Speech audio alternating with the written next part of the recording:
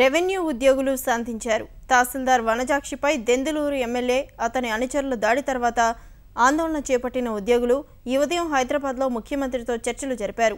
దాదాపు 2 గంటల పాటు చర్చలు సాగాయి.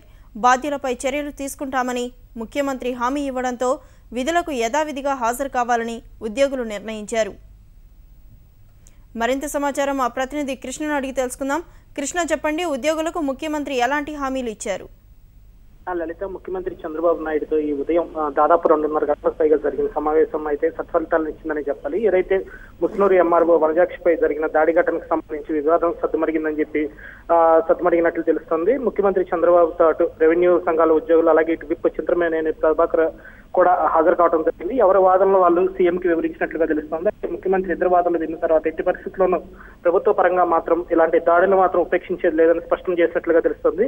ఉద్యోగుల పక్షాన ఉద్యోగులకు హామీ ఇచ్చినట్లు కూడా తెలుస్తోంది.